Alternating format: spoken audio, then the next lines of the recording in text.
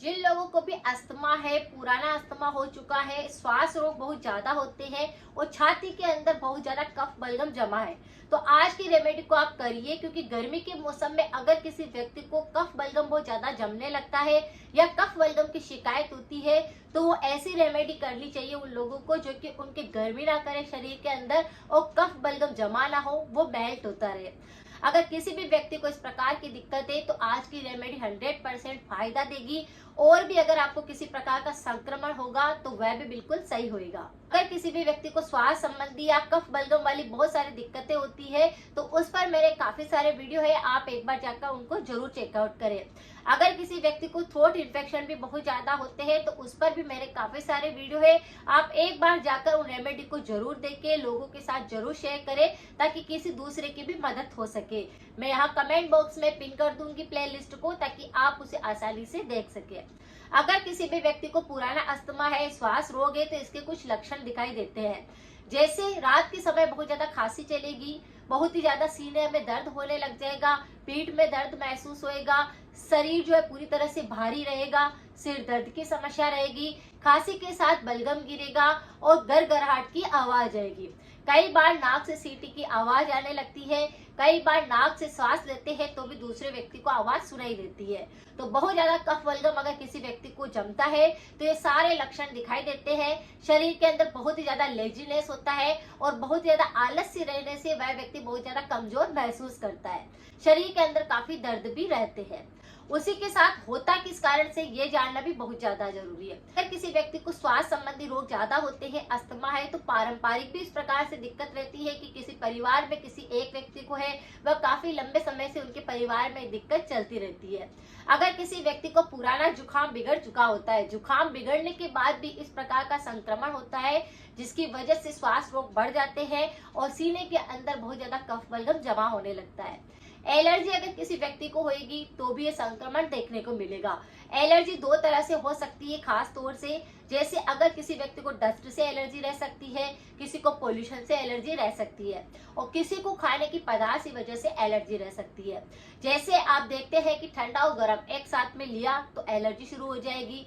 कई तरह की एलर्जी हमारे शरीर के अंदर दिखाई देती है। उसमें एक एलर्जी यह भी होती है कि बार बार सर्दी जुकाम होता है और म्यूकस जमा होने लगता है। सबसे प्रमुख कारण होता है कफ बलगम जमा होने का। अगर किसी व्यक्ति का एसिड रिफ्लक्स की दिक्कत है या इम्यूनिटी काफी कमजोर होता है तो भी बार बार सर्दी जुकाम, श्वास रोग या इस प्रकार से गले के इन्फेक्शन होना, चेस्ट के अंदर बलगम जमा होने लगता है। सबसे पहले जब ये संक्रमण होता है तो नाक से शुरू होता है, गले तक पहुंचता है और फिर लंग्स तक और चेस्ट तक पहुंच जाता है।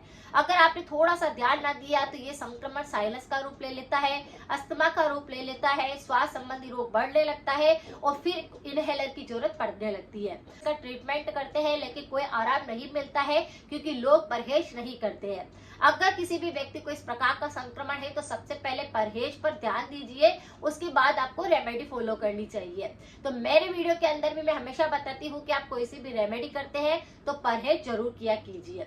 आज की रेमेडी बहुत ही आसान है, इससे आपके शरीर के अंदर तीनों ही दोष जो होंगे वह संतुलित होंगे और गर्मी के मौसम में इस रेमेडी को अगर आपने कर लिया तो आपको किसी और रेमेडी की आवश्यकता नहीं रहेगी। ये YouTube पर पहली बार मैं ऐसी रेमेडी आपको बताने जा रही हूँ जिससे आपके गले के इन्फेक्शन सही होंगे। अगर आपके गले में घाव हो चुके हैं, सीने में घाव हो चुके हैं या फिर आपके फेफड़ों तक भी घाव पहुंच चुके हैं, घाव बनने लगे हैं, कफ बलगम बहुत ज्यादा जमा होने लगा है तो वह बिल्कुल मेल्ट होने लगेगा। अगर किसी व्यक्ति को एसिडिटी बहुत होती है, एसिड रिफ्लक्स होता है, खाना ऊपर आता है, खट्टी डकारें आती है, बार बार गैस बनती है, कब्ज रहती है, तो यह रेमेडी उसको भी बिल्कुल सही करेगी। अगर पाचन तंत्र कमजोर होएगा तो पाचन तंत्र भी इससे स्ट्रॉन्ग बनेगा।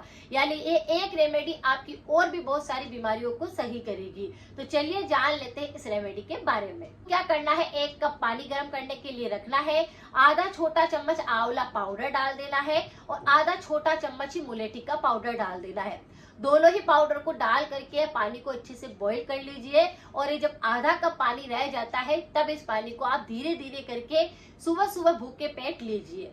आपका कितना ही कफ बलगम जमा होगा इससे बिल्कुल निकल जाएगा। और यह रेमेडी गर्मी के मौसम में करने के लिए है क्योंकि मुलेठी ठंडी तासीर की होती है जो कि हमारे शरीर में गर्मी नहीं करती है, थ्रोट इन्फेक्शन को सही करती है, पेट की जलन को सही करती है, गले की जलन को सही करती है, एसिडिटी को बिल्कुल सही करती है, खाने को अच्छे से डाइजेस्ट करवाती है। और जो थ्रोट इन्फेक्शन बार बार होते हैं कि गले में पित्त बढ़ने की वजह से छाले हो जाते हैं या फिर घाव होने लगते हैं, तो उसको भी बिल्कुल सही करती है।